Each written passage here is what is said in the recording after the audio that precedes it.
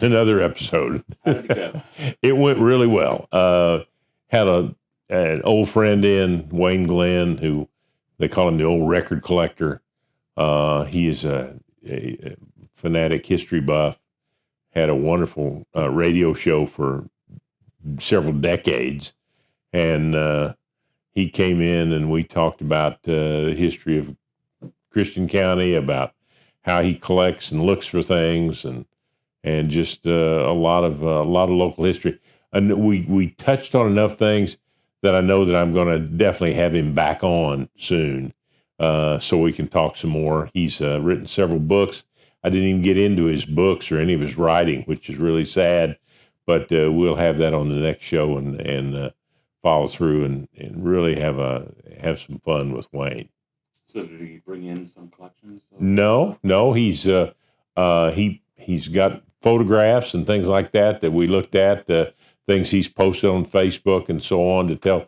He's just like I am. He's a storyteller, and so when he gets a hold of a story and gets all the details right, he puts it out there for everybody to read and know about.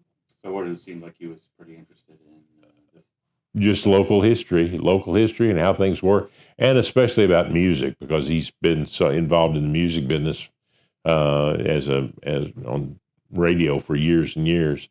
And he goes to all the tag sales and estate sales and things like that, and buys old records and pictures and things that have significance that somebody that doesn't know history wouldn't be familiar with, but because he knows that there's a significance to him, not necessarily a monetary significance, but a historic significance, which is what we both work with. Was there anything that he was really excited about? He'd gotten into some an estate sale with some old 45 RPM records, and we talked about that a little bit, about what it was like to work in the old days in radio when everything wasn't digital. It was all 78 RPM records, and you had to work with turntables and keep your record straight and know where you were going next and how long a record would play and things like that. Well, what station was he? He was the last on KWTO and KTXR. He was with them for years, but he started out working with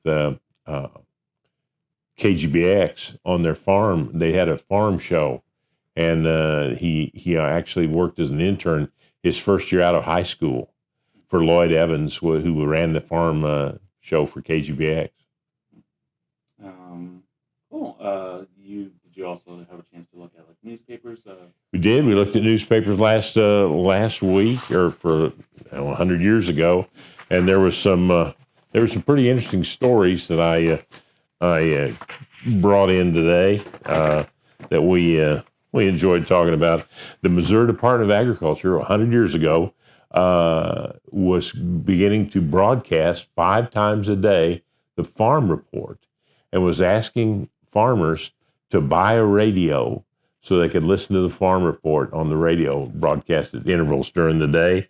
And the work was beginning on an addition to St. John's Hospital, a $200,000 addition that would triple the size of the hospital. And local business people were donating funds for uniforms for the high school band that had just been formed by our Richie Robertson. Yeah. Oh, neat. So next week you'll have another episode.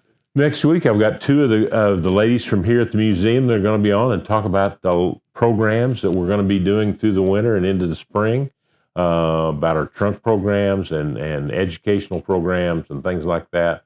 I'm going to talk about things that are upcoming in the museum so that people can be prepared for them and get signed up and participate with us in things here at the museum.